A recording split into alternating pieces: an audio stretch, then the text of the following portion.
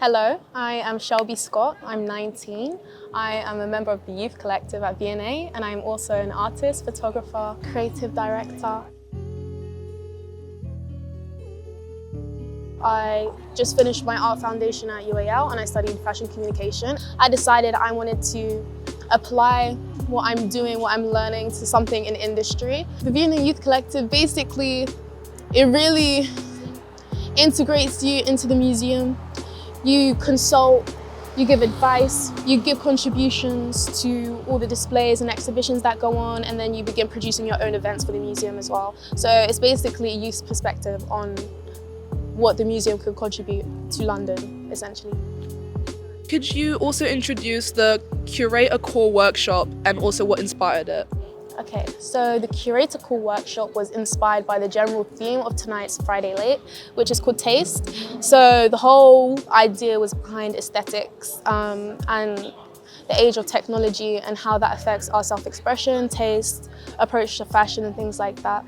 So Curate a Core was basically about your own aesthetic and expressing that through the form of fashion, and the concept, the general conflict behind it, which we tried to influence through interviewing people, was whether technology and social media has made taste a shallow imitation of culture, whereas before taste was derived from your lifestyle and practice. So what has the effects of social media been on that? So also on the workshop, it was split into 3 sections: design, draping and projection. Which part is your favourite? I love the draping. I'd say because it was the most interactive, people could really actualize their designs, and I just thought people looked so happy while doing it, and I think it's the funnest part as well. What is your aesthetic? How would you describe Shelby Core? Aesthetic? Oi. Okay, cool. Today is giving Y2K, I think. This little vintage bomber situation, my mum's jeans. Listen, most of my clothes are my parents. This is my mum's. It's my sister's. I bought this from Portobello. Vintage babe, vintage guess. I'd say early 2000s, 90s minimalism, and then also 90s retro sportswear.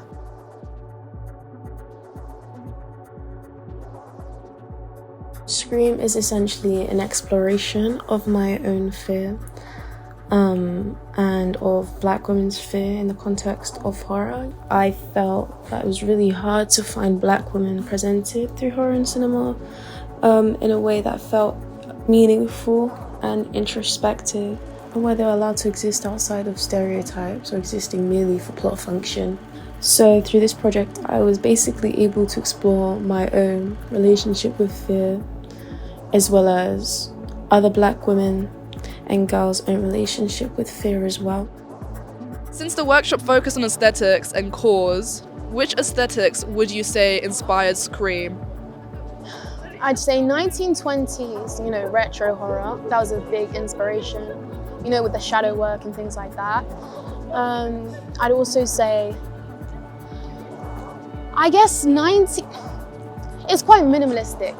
I'd say the aesthetic, at least the photography aspect of it was quite minimalistic. I wanted to keep it simple and focus on the silhouette. I can't tell you a specific aesthetic. I'd say 1920s retro horror, yeah.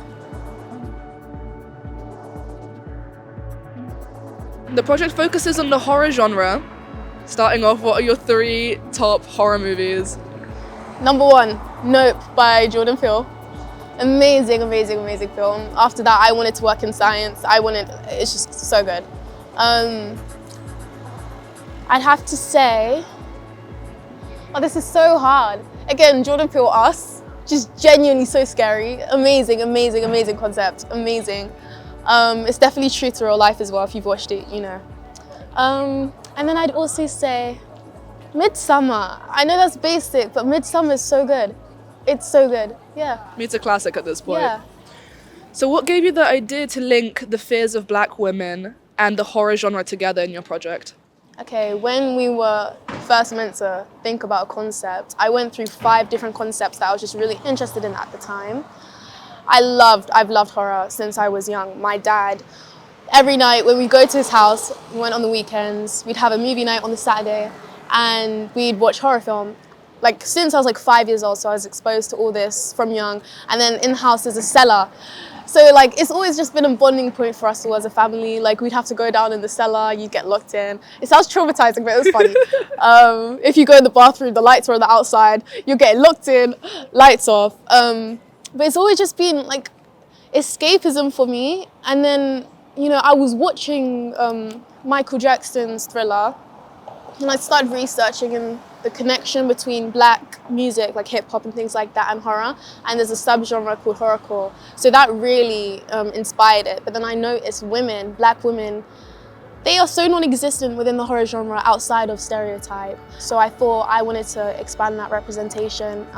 Even when I was trying to research the concepts, it was near impossible to find a film, a horror film that had a black woman as a well fleshed out, fully embodied role.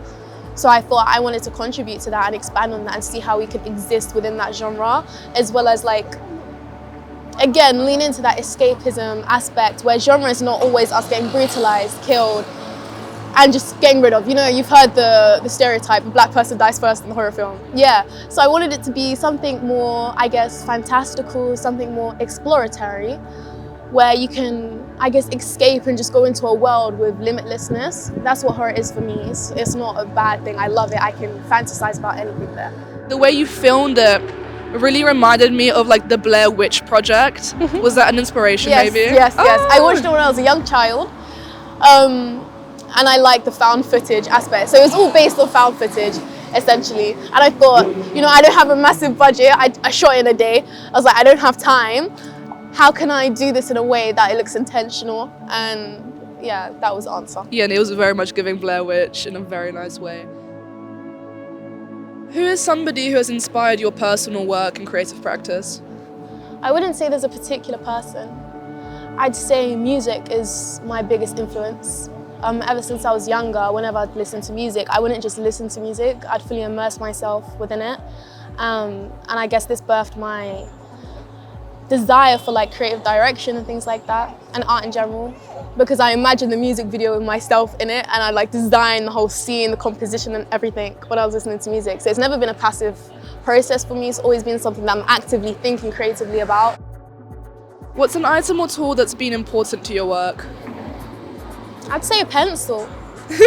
I know that sounds basic as hell, but like honestly a pencil, because any idea I get, it starts with that. Whether I'm filming something or I'm painting something, it's always starting off with a sketch. What's the worst critique or piece of advice you've been given? The absolute worst. That your Instagram likes reflects the quality of your work. Like you gotta live for Instagram. Like, it's just like, what are you doing? Don't be just make, and if you want to share it, share it. But I feel like so many people create for other people, you know, validation and for cool points, and to seem like they're part of this inside clique, especially in London. Yeah, definitely. And Instagram likes have become like a metric for that. Just make, man, who cares? Who gives a fuck? What is something about your work you feel people misinterpret? They'll think that I'm just trying to make something that looks pretty and things like that. I guess this is perhaps my fault, but like the cultural influences and the questions that I'm trying to provoke through the work gets missed sometimes, but I think that will become more clear with time. What's one piece of advice you'd give to another young artist starting out? Give yourself time and space to figure out who you are through practice. Don't overthink it. Don't think it has to be perfect, because that's something I struggle with, perfectionism. Just go with the flow and go where your interests are and make around that, and slowly build up and branch out. Don't think, just do.